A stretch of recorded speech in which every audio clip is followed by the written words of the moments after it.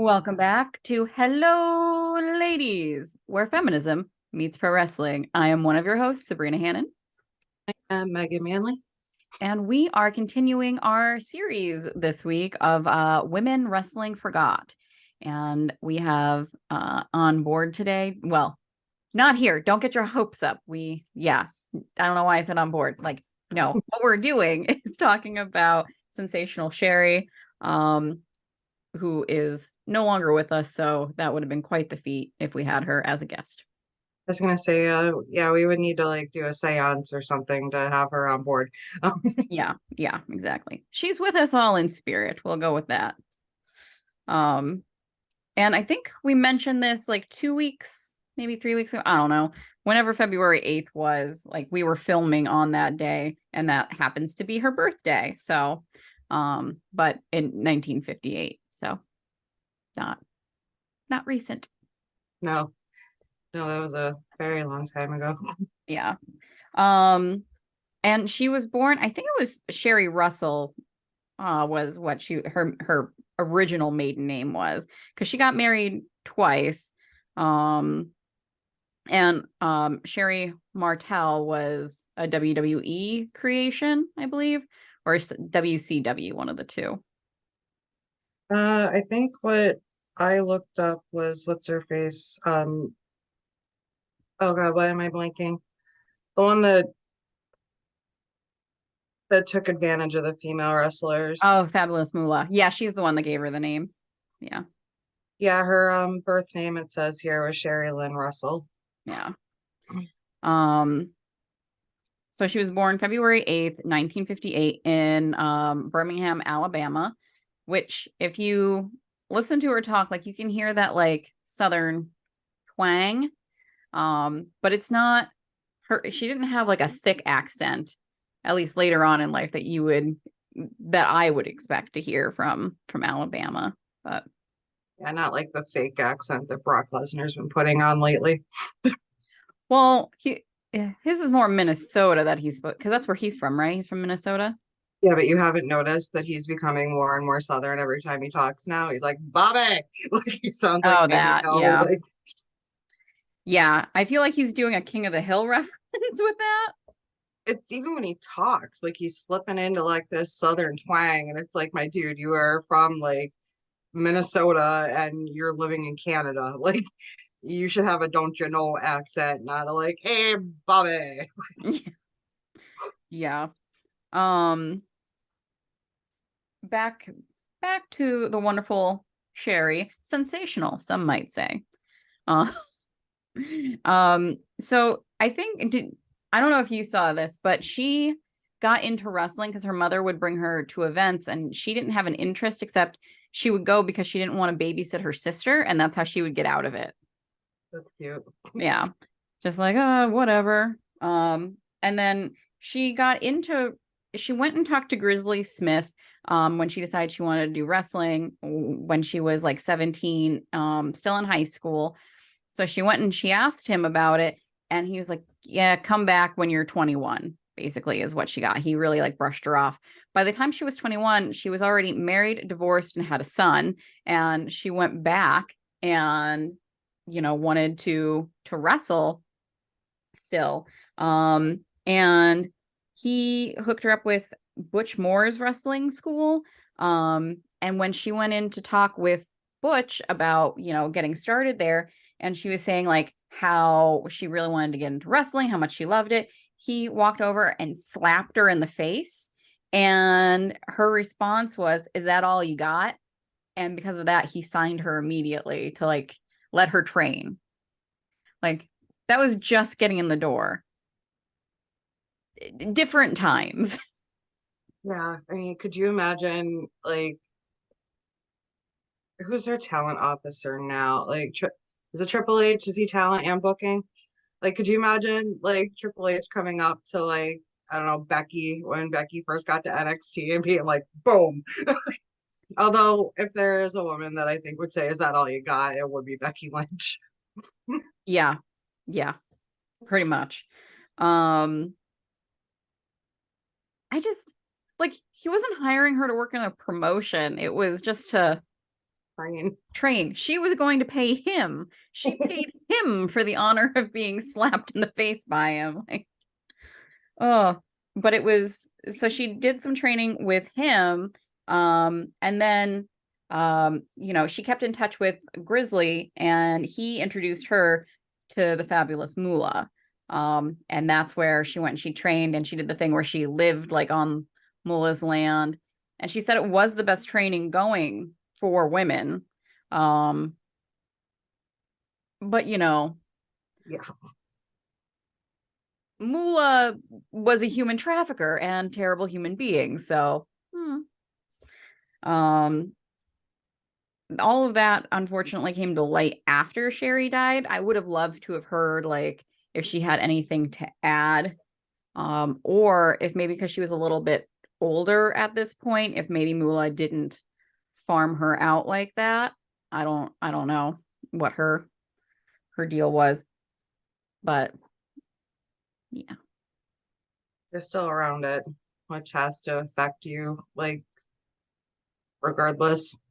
Yeah, 100%. And this was all happening in the 70s. She started actually wrestling like out of training in Memphis in 1979. So like tail end of the 70s, I'm sure in general was an interesting time to be alive. Um and of course with the area she was in, she worked with Jim Cornette of all our favorite person. We here love Jim Cornette and his Outdated takes on wrestling. yes, yes, yes. I Yeah, can't say anything nice. He knows a lot about wrestling history. he's interesting to listen to when he talks about like wrestling history. I'll give him that. Like Yeah. I would listen to like a Cornette show where he's talking about past wrestling over ever listening to anything ever that comes out of Vince Russo's mouth. Oh yeah. So I guess that's the biggest compliment that I can give Cornette is I would at least listen to him talk about history. Yeah. He and I will say so I when researching for this I listened to a bunch of interviews with like um I think it was basically all men, honestly, that Sherri had worked with that were still around, and I believe all are still around. That Yeah, talked, Shawn Michael. Well, Macho Man's not around, so yeah, but they all had nice things to say, like across the board about Sherri, which is not something you got a lot. Like people always have like horrible things to say about people. Like that's what it seems, especially from back in the day. But everyone just has really nice things to say about her, like that she was great to work with. Even with, well, we'll get into it with Eric Bischoff, but he even said like some really nice things, and he's someone who had to fire her at one point. So, um, but it was when Sherri was working in Memphis that she got the opportunity to go over to Japan. Her and Judy Martin in 1980 went over to Japan, didn't speak the language or anything like that. And traveling, obviously, to another country was a bit different back then. And this is when Moolah changed her name to Sherri Martel.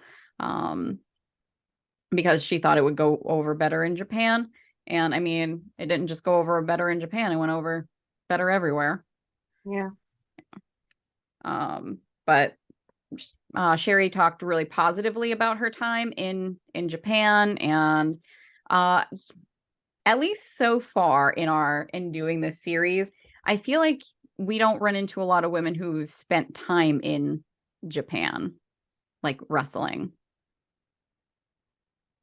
We've only done two so far, so we might run into that more Well, going forward.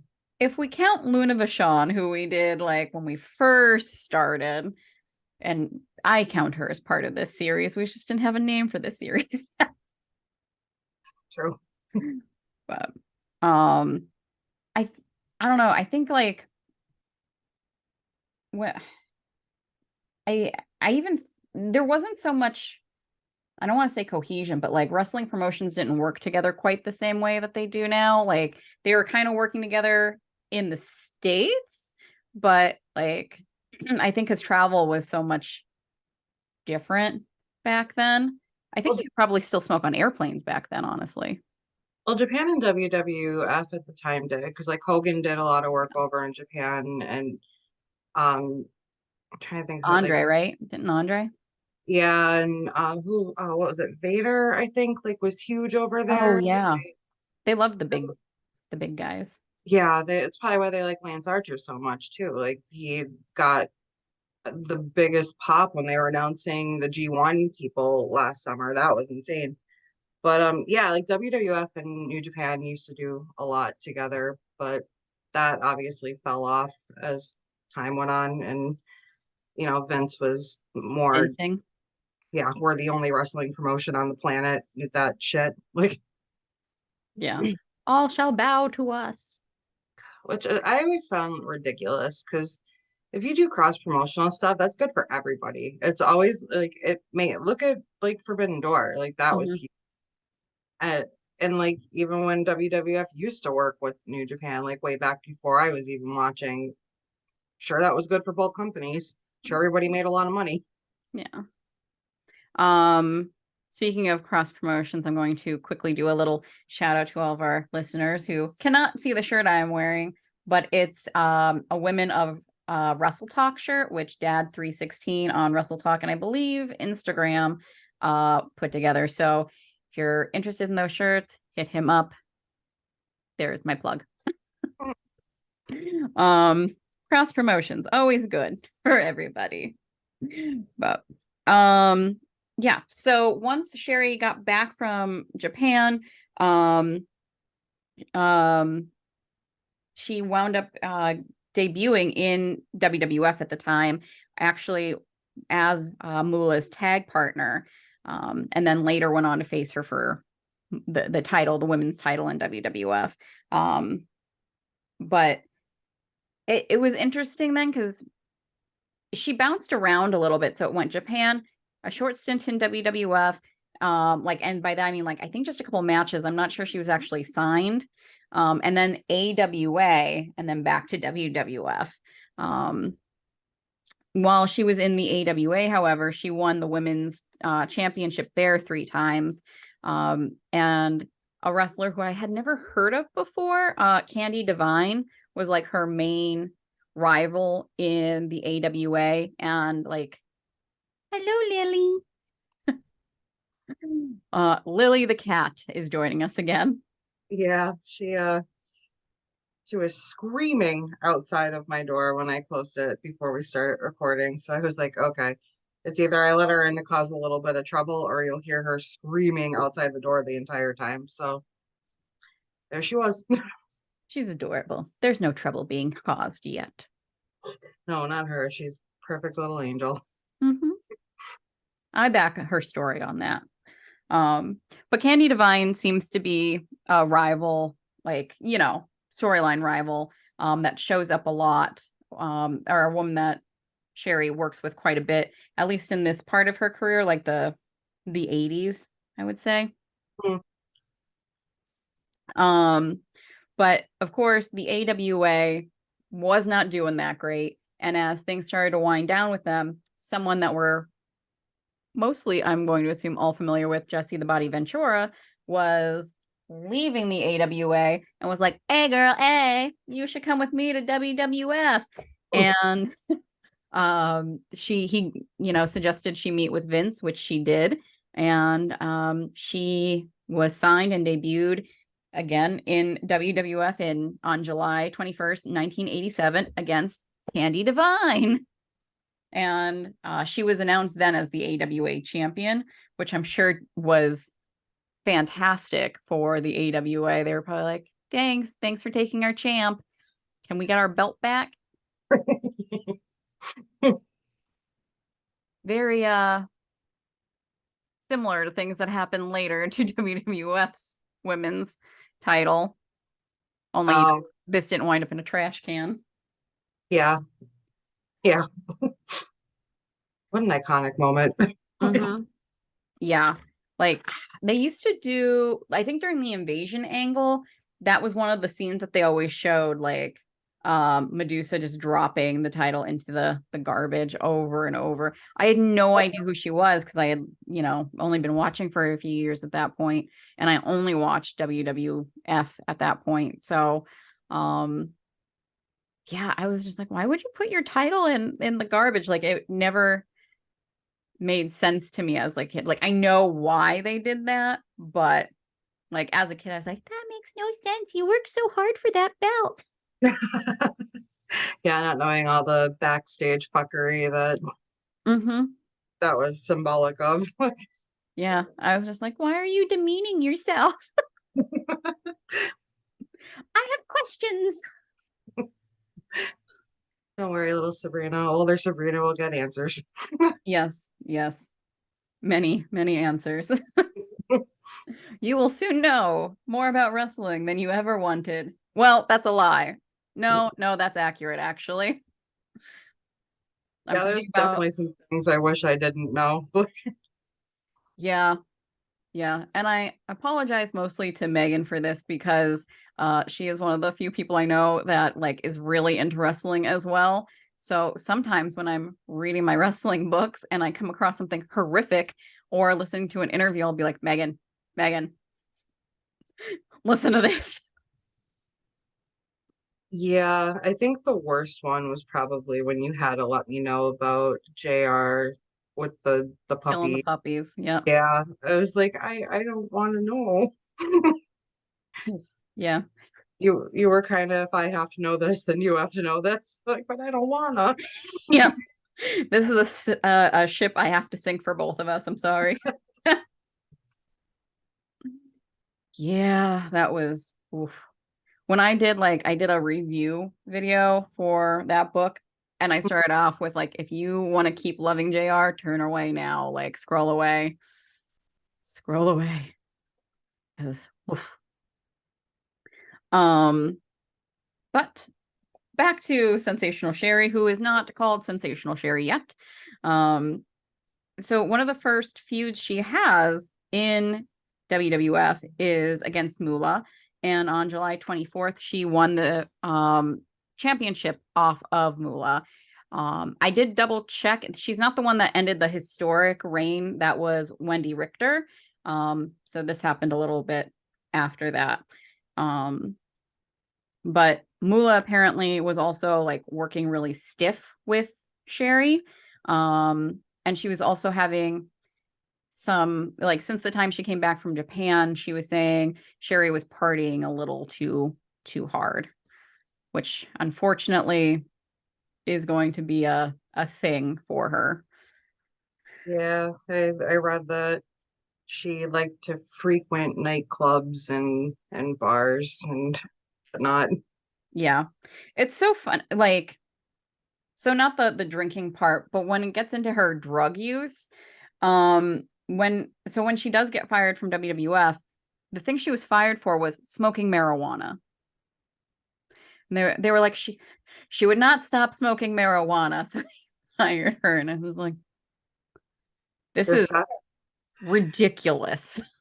fast forward to 2022 and they're selling the Arcade Bro t-shirts that are And RVD is plugging his own weed, like his own well, marijuanas.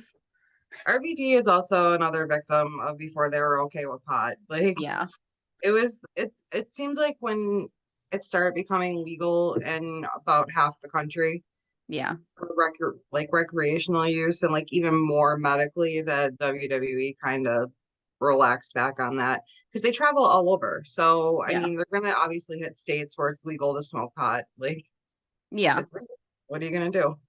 yeah. And I think like honestly, had they let their talent smoke pot back in like well, I mean they clearly were letting them, some of them depending on who they were.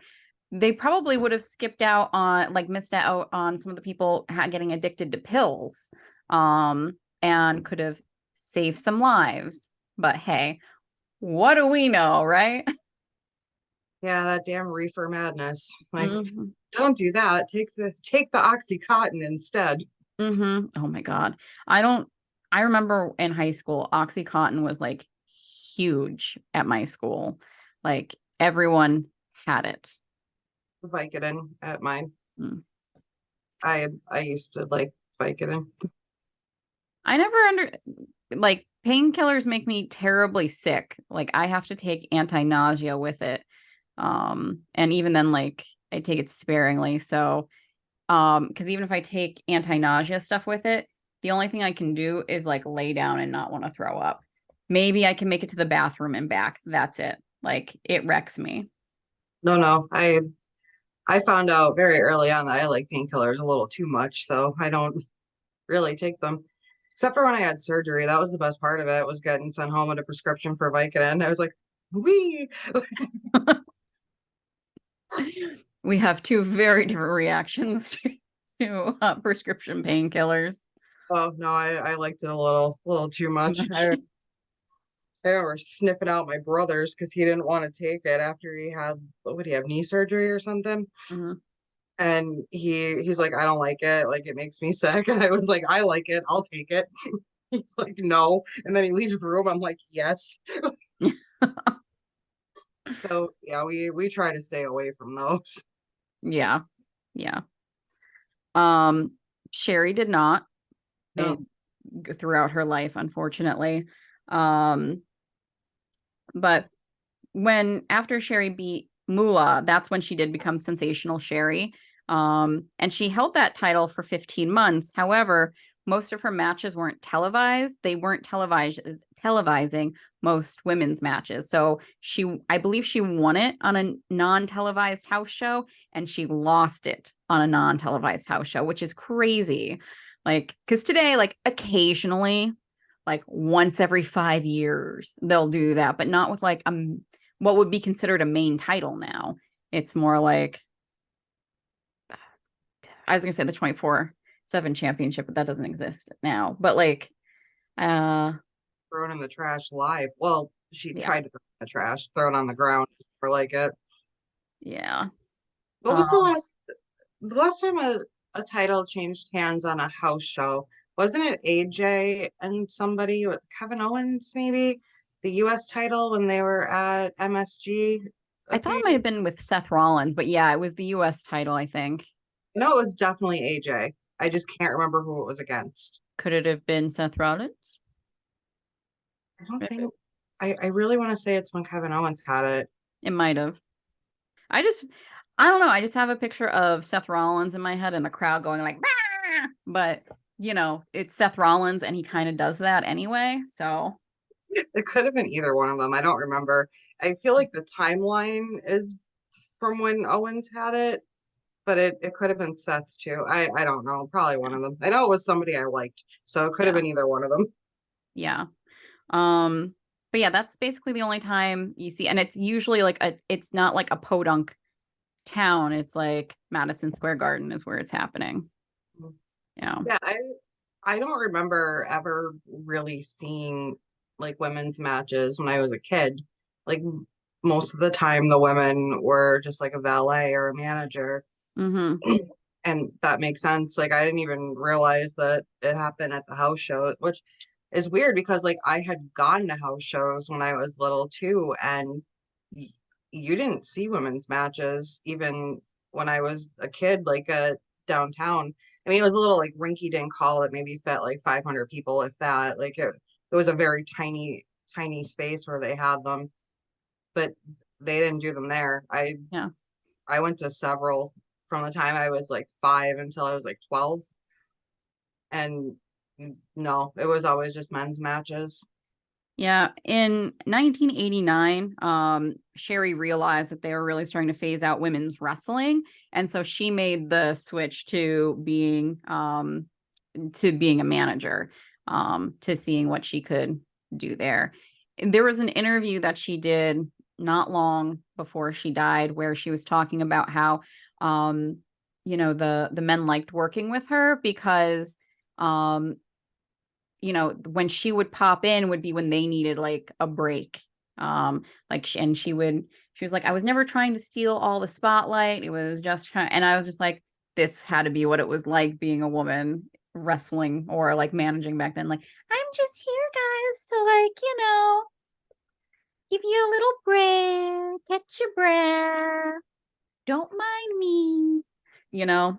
Um, but yeah, she worked with a lot of people. She also had a brief stint where she played Peggy Sue to Honky Tonk Man, which I would not have. I don't even remember hearing of a character named Peggy Sue. You might know, No, what year was that? Because I don't like really. 89, 88, 89. I mean, that would have been either like right when I first started or right before it, because I know I was in preschool, and for preschool for me was 89 into 90. Okay. So I might have just missed that because I only remember her as scaring the ever living shit out of me.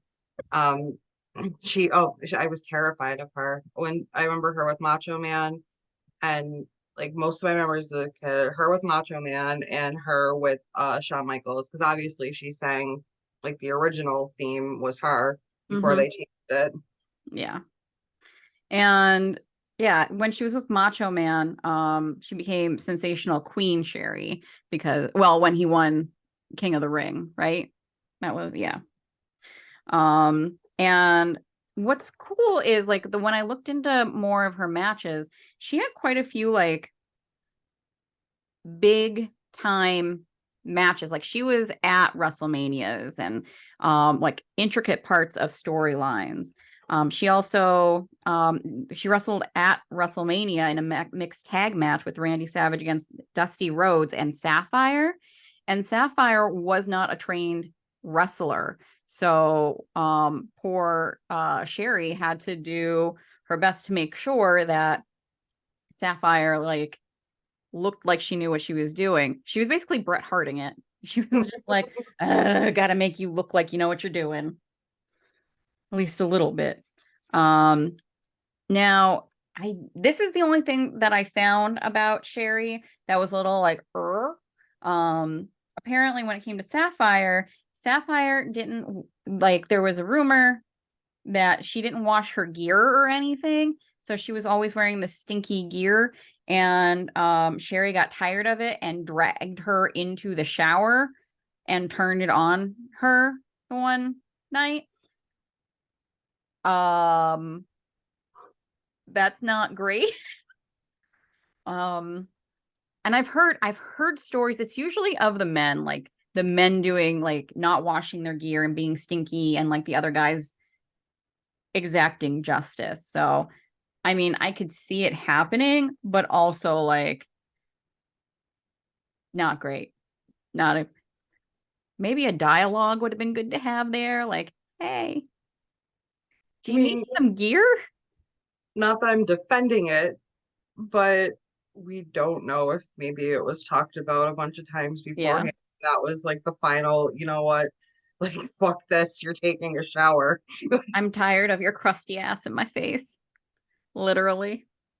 I mean, it's not great to physically assault anyone, but you don't know if there was many talks about it. And it just got Yeah. to the point where like you we all have moments of weakness where we break and like do something we're not proud of that could have Yeah. hold Yeah. on one second. That's just you. Please don't attack the mirror. I see you getting into a pound stance. I will attack whatever mirror I want, Megan.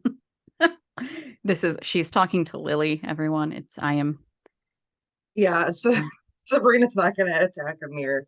It's my cat who is definitely leaving this room as soon as we have to take one of our little breaks that we have to usually take. Yeah. Oh, yeah. I see Lily's doing the swipey tail, which means Oh no, no. no. That's just her. She Oh, This cat has wagged her tail like a dog since she was a kitten. It has been something she's done her entire life. She's just a happy little cat, and the tail's always going since she could fit in my hand. no. Since we're taking a momentary cat break, I have learned now that when Candice LeRae is on the TV and wrestling, I have to like monitor Pablo because during Raw, when Candice was like flying all around the ring, Pablo decide like at first was like batting at the TV and it's like, haha, that's so cute, like trying to get her. And then he jumped up, grabbed top of the TV and started like trying to get behind it to get her. And yeah, yeah. And then he was walking across it was a thing. I was just like, you're gonna kill yourself, you're gonna kill somebody else, and you're gonna break the TV. None of these are good. The Oh my, breaking of the TV was like the bottom of the things I was worried about, but just like, look, she doesn't need your help against Piper Niven. She has Nikki Cross. Move on, Pablo. Silly kitty. oh yeah, she definitely wants to leave. Did you just hear her? No. She was just whining and she's crouched by the door trying to stick her little face like in a crack that wide. No. Well, we shall take a break and be right back while Lily gets the help she needs. Yes. One of the most famous things that Sherri is known for is when her and at WrestleMania, again, a different WrestleMania, when she turns on Macho Man Randy Savage at WrestleMania, and Miss Elizabeth comes in, and I think that's one of the few times we see Miss Elizabeth like really get physical, isn't it? That I remember. I feel like that's the first time I remember her getting like involved like that. And I feel like it's the first time I remember her wearing pants and not like a dress. Yeah. Yeah, like I wasn't watching at that time, but whenever they show clips, that's the big change. Suddenly there's pants on her, probably because she was about to go kick some ass. Well, yeah, she had to jump from like the crowd because she was sitting in the crowd and get in the ring and Mm-hmm. then the whole famous like up on the shoulder thing and Yeah. and grown men and women were crying, children were crying. I think so again, when I was researching, there was a story that Sherri told about like when they told that they were going to be getting split up. Liz and Randy came to her with a gift, like a little box, and it was a Phantom of the Opera mask, like as a necklace with a diamond in it, because she was like painting her face then. And like this is the interview I watched was probably one of, if not the last interview she ever did in her life. And she said, like, she that meant so much to her. She still has, and she's like, I will have that till the day I die. And from all accounts, she truly did. She that meant a lot to her because she had a really good friendship with them. And she said, like, Randy actually really helped get her through a really bad divorce that she was going through. Because he said that she wore like rose colored glasses, like she just saw the best in everyone in every situation and wasn't taking care of herself. Um, and she said it took her a while to figure out what he meant because he didn't say rose colored glasses. He said you walk through life with pink heart glasses on or something like that. And she was like, what the hell is he talking about? I think most people would have understood what he was saying. She might have been a little out of it at the time when he had said it. But yeah. Um, That's cute though that they gave her. the necklace. Yeah. Yeah. God, that's so sad. All three of them are gone now. Yeah. Um, and I think she was the last one to go. Like I think Macho. when did Macho die? It was 2011. Oh, yeah. The only reason I remember the year it's because Brian and I broke up for like 2 months in 2011, and it happened during that time. Oh, okay. Gotcha. Yeah. Um, after the split with Randy Savage, she started working with Ted DiBiase. Um, and that was in 1992. She only had nice things to say about everyone that she worked with. But I mean, now we know about some stuff going on with Ted, but one of the things she talked about was when she started working with him, she actually called and talked to his wife to make sure she was okay with it. And she said she always did that with the male wrestlers. She'd call and talk to their wives or their girlfriends because she didn't want anyone feeling uncomfortable that she was there. And I was like, that's a real class act. And Yeah. I I didn't see any rumors of her like messing around with any of the wrestlers or anything like that. Like there was no that I found. Yeah, I don't think I've ever heard anything about that. I've never read anything Like, I mean, who knows? Maybe privately, like, Bret Hart would have put it all on blast in his in his book, honestly. but I mean, you never know if like privately, like two people might have dated for a little bit and just kept Yeah. it hush hush. But yeah, I don't think I remember ever hearing or reading about her with anyone. And yeah, I do think that that's sweet. But she not like got permission, but just like, hey, I'm gonna be working with your significant other. Like, will you be comfortable with that? Like, that's very respectful. Yeah. Like, and like that shows like a lot of empathy that like you're an empathetic person because probably put yourself in their shoes and like, okay, would I be cool with this woman that's like this close with my boyfriend, husband, fiance, whatever? Like Hmm. that that does show a high level of empathy. Yeah. Even when talking about like, because she worked with Ric Flair, I think in WCW, but she said like what her and Ric Flair talked about was wrestling and his family. Like they, she was like he was a big time family man, and that's what we talked about. And I'm like, you're probably one of the few people he was talking about his family with. Because again, she probably took and called his wife and talked, and he, I mean, unless he was a complete moron, would have been like, oh, can't mess around with this one. She talks to my wife. Yeah. Which honestly, that also might have been a form of protection for herself, like whether she meant it to be or not. Like, oh, this woman has open communications with my family. I better not do anything. Yeah. Yeah. Back then it was definitely a lot different. Yes. Yeah. Um, as we talked about briefly before, um, while still in WWF, Sherri started working with Shawn Michaels, and she actually came out during Paul Bear's like the funeral parlor. I was going to say session, but segment, and declared that she was in love with Shawn Michaels, and he was her little boy toy. And this was right after Shawn had just turned on Marty Jannetty and all that. So, um, you know, she This starts. is why this is like another main reason why I hated her as a kid because she got in between like Macho Man and Liz.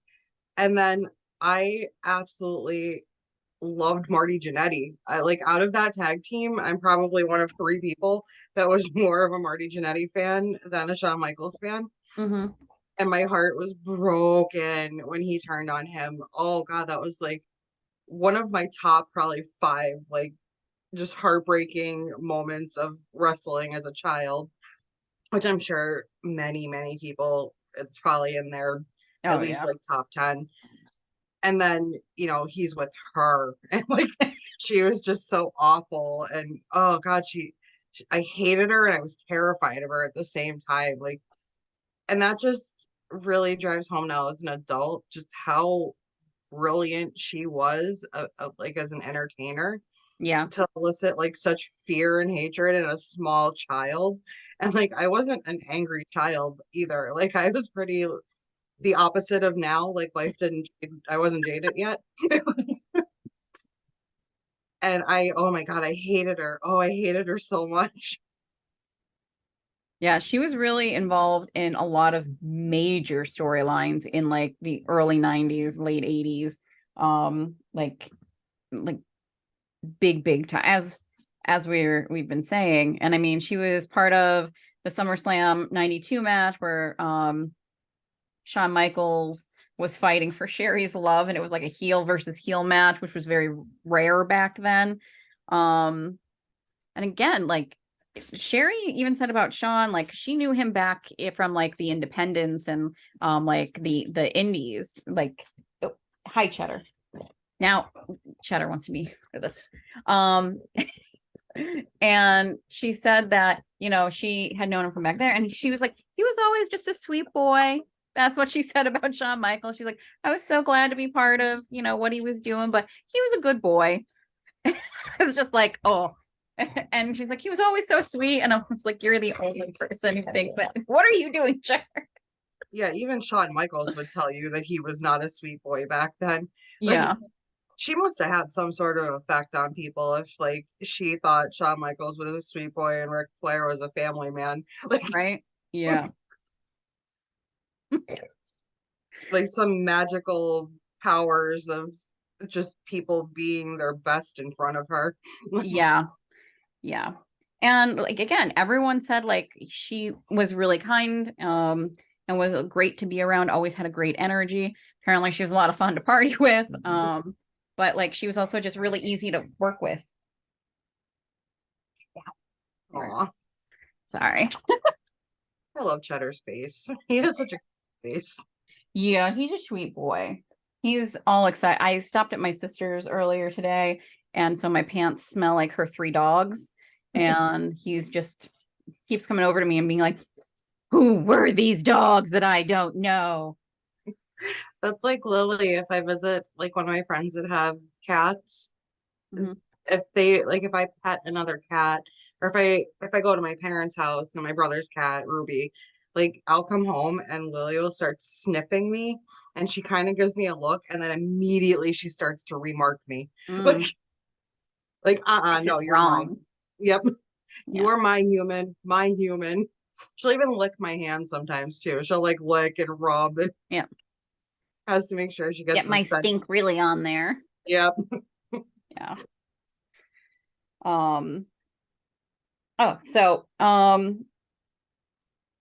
it wasn't too long after everything happened with Sean, not even like a full year later, that Sherry wrestles her last match in WWE for this run. I think maybe ever actually, on July 10th, 1993 against Luna.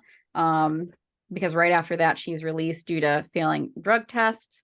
And she also and it came back again positive for the marijuanas. Um, but she was also enrolling in cosmetology school at this point, or at least she wanted to, which makes sense. Like preparing for life after wrestling at that juncture would make sense. But she Not only doesn't. that, but that helps like while you're wrestling because Yeah, you can your own makeup really cool, your own hair, do the other girls, even some of the guys. Like, a lot of the guys back then. yeah, yeah, there was more gimmicky makeup and whatnot for the 90s were very like the early 90s were very gimmicky, like gimmick Hmm. heavy, very, very cartoony. So yeah, she could have definitely helped out like the entire roster. Like, Yeah, yeah. Um, and then she's not like in between jobs very long because by 94 she signed to WCW, where she starts working with Ric Flair, and then Harlem Heat, where she is Sister Sherry. Um, sorry. yep. Um, Booker Booker T has a very infamous segment with her. Go ahead, Megan. Go ahead. We all know the one, especially if you watch Botchamania, where Booker T is calling out Hulk Hogan and says a word that he shouldn't have said on TV, and immediately realized he shouldn't have said it on TV. And Sherry, I think, even laughed. Like she was Mhm. one of the ones in the like she was in the background. Oh my, can I just say like Mean Gene was the ultimate professional because just kept going. Mean Gene had probably seen everything at that point. He was like, "Of course, this is fucking happening." Yeah, I feel like it took a lot to break him. I mean, he did break. There's definitely a lot of stuff of him breaking and like laughing and we're live, pal, and that. Oh Um, yeah. but like, We're live, pal. Yeah. can we do that again? We're live, pal. Um, Hmm. yeah, yeah. Sherry's part of a very, very infamous botch. I mean, that's up there with the Shockmaster. Like, that's just shit that wrestling fans remember. Yeah. Yeah. And, sponsors, networks. Yeah, But yeah, Booker T has, gone on and said how much he loved working with Sherry. But that she was probably the stiffest slap he ever had. Um, Again, like he wasn't expecting it, and she just like whoosh. um that's Stephanie McMahon slap. yeah, yeah. Um, but she was fired from WCW for showing up impaired to tapings.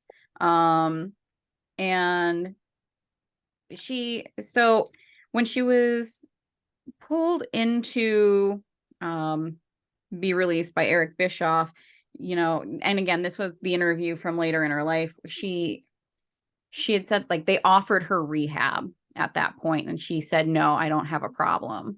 And then after that was when they fired her because they were like, we have this, we can send you.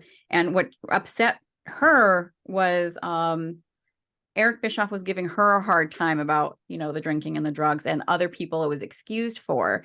And she said like she didn't know why he did that, but if again, this interview was done slightly before she died, she said like if he hadn't had taken that approach with her, she probably wouldn't have lived as long as she did. She's like, I don't think I'd be here giving this talk. I would have been gone by now. So she said she was real pissed at the time, but in retrospect, it was like the kick in the ass she needed. Sadly, not enough of a kick in the ass, it seems. Yeah. She definitely seemed to have as a lot of people who struggle with addictions do, like, she'd be clean for a while and then, up and down, up and down. But Hell and of a, hmm? that's a hell of a disease. It is. And I mean, again, like through all this, one of the first things she ever did when she started making money in wrestling was she bought her mom a home. And like when she died, her and her husband, what they would do is flip houses or like work on houses and rent them out, that sort of thing. But her lower back was really bothering her.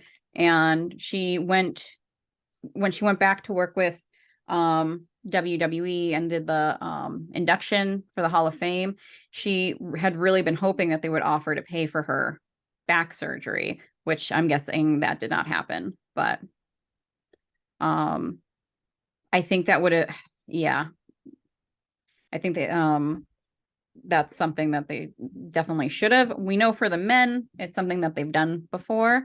Maybe not the ladies though, it would seem. I mean, it could have maybe been not just because she was one of the ladies, but because she wasn't with the actual WWE in a long time at that point.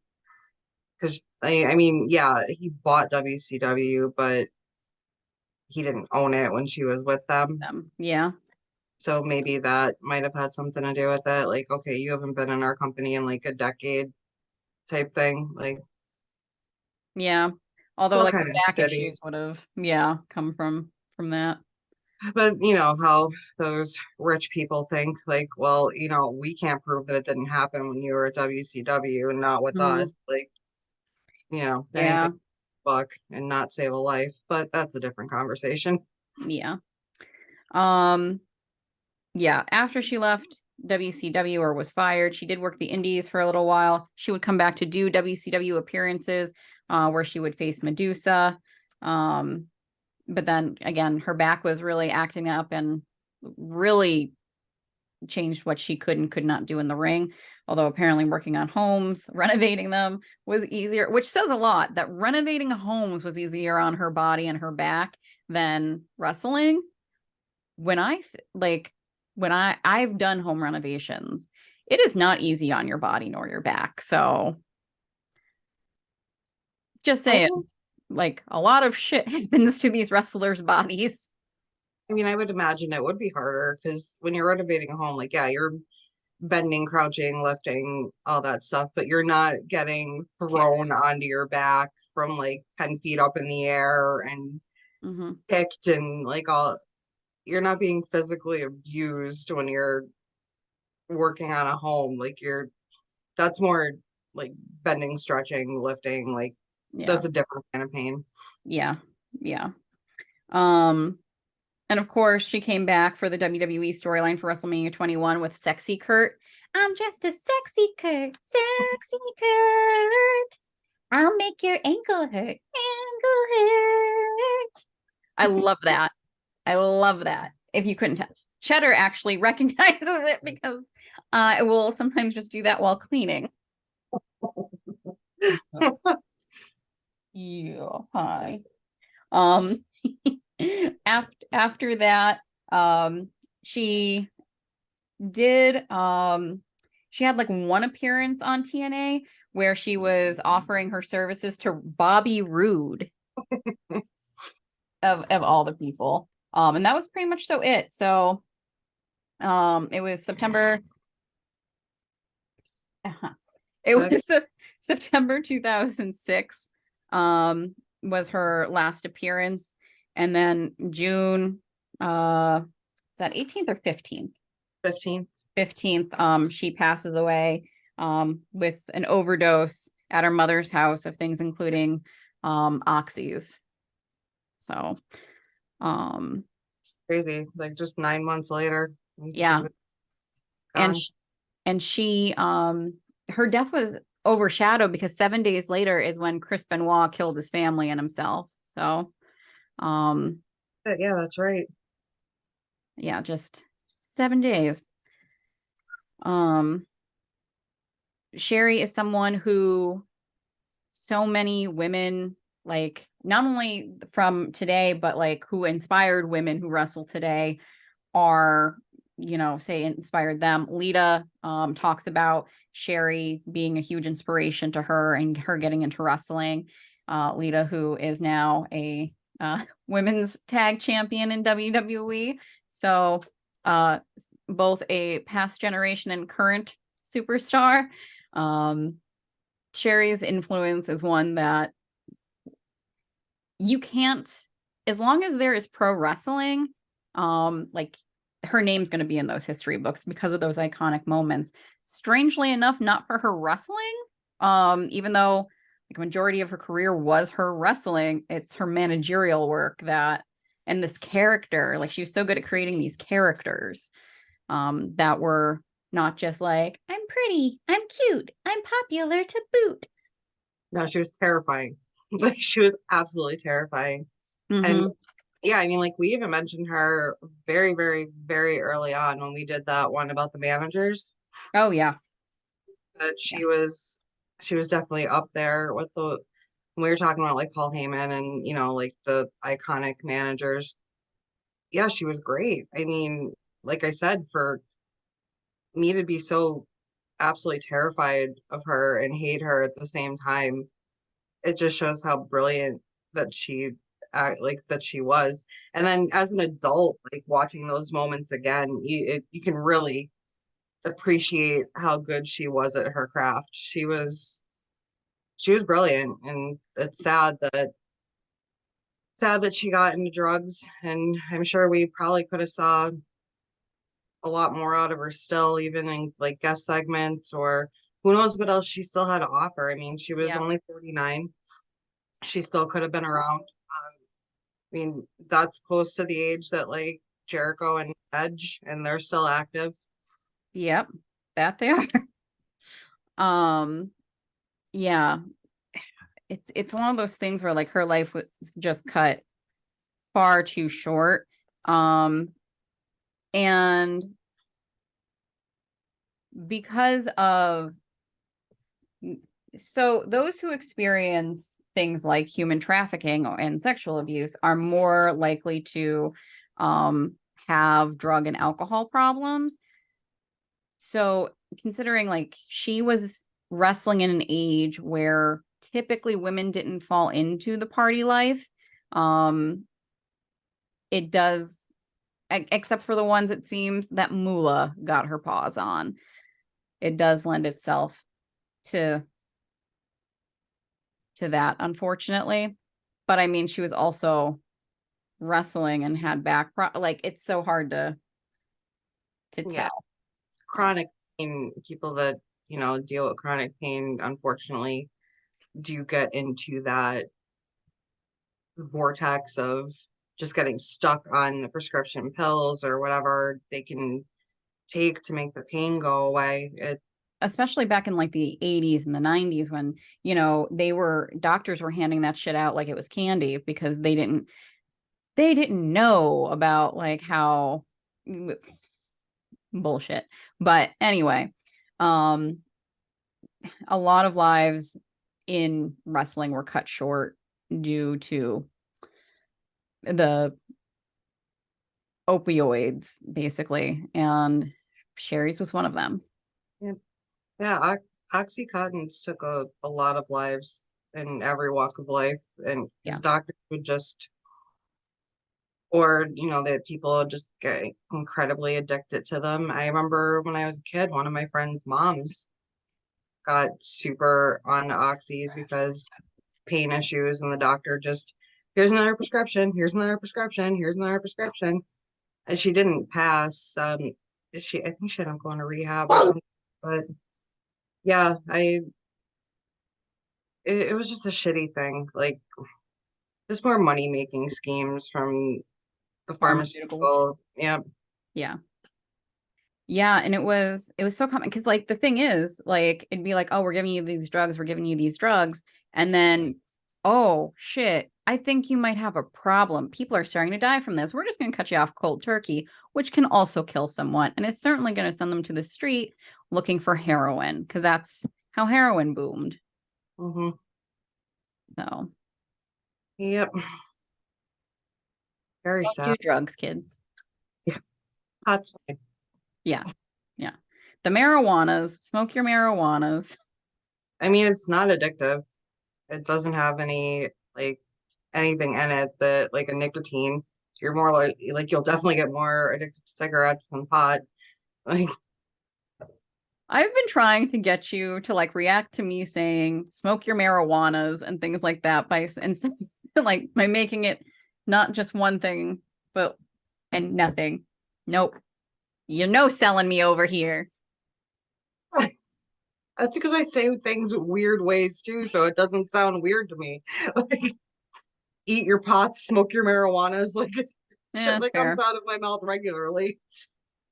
But Fair, no, fair. something that always like really sticks out in my head. My psychology class senior year, I will never forget my teacher telling us, and this was in 2002, like it was the beginning of the year. I graduated in '03. Her telling us that we would be better off smoking marijuana than drinking alcohol because alcohol absolutely kills your brain cells and they will never grow back. But pot just paralyzes them and you'll be fine, they'll come back. That she told us like it's safer, not safer, that it's better on your brain to smoke pot than to drink alcohol. And she'd rather see us do that than drink. And like it wasn't even close to being talked about being legal, like legalized at that point. Like those conversations weren't even being had in government. And here's my teacher that's just like, yeah, I'd rather you smoke pot than go to a keg party. Like, One of the science teachers in my high school had a bong in the back of his classroom. I that's awesome. forget I forget what his like thing was about what it is, but everyone was like, it's a bong, sir. That's what that is. Like Awesome. we for high schoolers, we've also seen television. That's a bong. We've also seen television. Hmm. Like, come on now. Oh, he knew exactly what it was. He taught high school. I'm sure he needed it. Yeah. Yeah. I mean, another science teacher dealt with it by dressing up as taxidermied animals in his class. He changed them for the seasons. I don't think I learned anything in that class. Your school sounds weirder and weirder the more that you talk about it. And it's strange because like it's also a public school, but it was like a fancy public school. So you guys were very strange there compared to like us in the dregs of normal public schools. Well, there was also so we had live cockroaches in that classroom as well. And I remember when the mommy cockroach died, we insisted we stop class and have a funeral for her, which he went along with. We kept things interesting for him. I'll say that. You guys were a very weird school. Yeah. Yeah. One of my teachers ripped the phone wouldn't stop ringing. And he'd pick it up and no one would be there, like in the classroom. And finally he got tired of it because there was some malfunction. So he just ripped the phone off the wall and threw it into the closet and kept teaching. And we were all sitting there like, That's awesome. are we just we're just supposed to keep going? Okay. All right. No, we just had things like a gym teacher would throw a kid down the steps and, like Didn't have that. to be fair, I think the kid swung at him first Oh, and that's teacher. fair then. There was also like a gang war that happened where a couple vans from New York City came down to fight with some of my cousin's friends over some girl. And the principal went on the loudspeaker and called my cousins and his friends into the office and then told them to go to the wood shop room to get some weapons. Um, yeah, I was only in eighth grade then. I was in the middle school up the hill, and I remember some of my friends were running down to get involved in the fight. I'm like, nah, I'm just gonna get in the bus and go home. Yeah. Um, yeah, we had no heat for one winter and half the school for like over a week. Yeah, the Scranton School District was poor. Like, Yeah. No, we didn't have that. We had lockdowns where, the drug sniffing dogs would come in. Um, we had those two the locker searches where you'd have to like stay in a classroom. yep, yep. Um, yeah, yeah, nothing quite like that. Where, yeah. One of my friends almost got expelled during one of those because he grabbed the wrong backpack. I don't know if I told you this on the way to school. He grabbed his brother's hunting backpack instead of his school backpack. So it was filled with ammo and whatnot. Oh And shit. Yeah.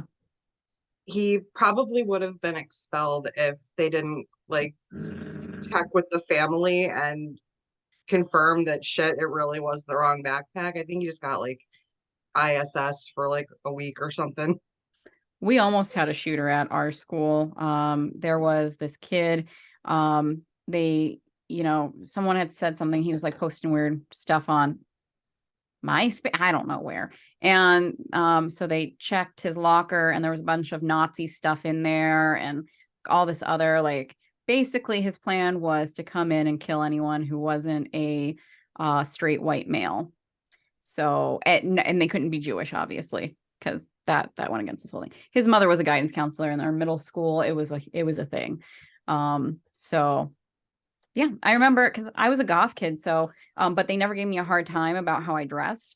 Um, and I just came in like I was coming into school like off the bus, and I was wearing what I usually did, which was a vinyl like the plasticky black mini skirt with chains and whatever fishnet top with a t-shirt over it and like giant boots that like Rhea Ripley wears now. And the principal like pulled me over and she was like, you need to change. And I was like, no, I don't. And she's like, no, you do. And she explained to me what was happening that day. And I was like, okay, I'll go change. So I had to change into my gym clothes, which thankfully I got out of. I didn't sweat in my gym clothes because I was always doing walk and talk or playing ping pong. They did try to get me to participate in gym the one time, and me and my friends, we all tied our shoes together while we were wearing them. So when they called us up, we all, started falling over. We were out the rest of gym class. Nice. I Yeah. just dress for gym class and just take a zero for the day. Mm, yeah. And then my gym teacher, I had him 3 out of my 4 years, and he used to date my one of my parents' best friends like back forever. So like I think he cut me some slack because I was close to that family. And he would make a deal with me that as long as I just did the mile at the end of the year, he'd at least give me a C. So I passed for the year. So I just do shit all year and then do the mile that one day and take my C and I'd be done with it. Gotcha. Yeah. Yeah. Yeah, no, Well, I don't, looking back, I don't know how I passed gym class, but I did. swim class, I had my period every week to the point where the swim teacher called my mother and said, you need to take her to a doctor. She's had her period for 3 months straight. Yeah. We had to do boating safety, which was where we had to get a canoe into our pool at the school. And we had to we had to do this thing where you had to crawl between your partner's legs so you could switch so someone could direct the canoe while the other one paddled. And then we had to capsize and drag the boat back over. We had to tread water for 5 or 10 minutes. We had to take and turn our pants into a flotation device. Yeah, we didn't have Uh, we did, and I was ready to be on board the Titanic. As long as I was wearing pants, I could survive. I will say there are certain pants that work better than others.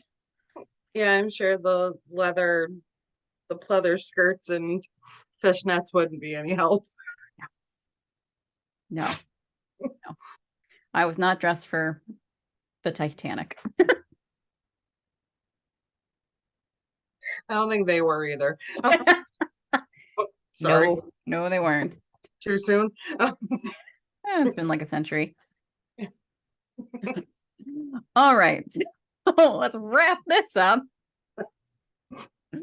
Well, as always, in the name of our Lord and Savior, John Cena, hustle, loyalty, and respect Yeah, I all do. to you.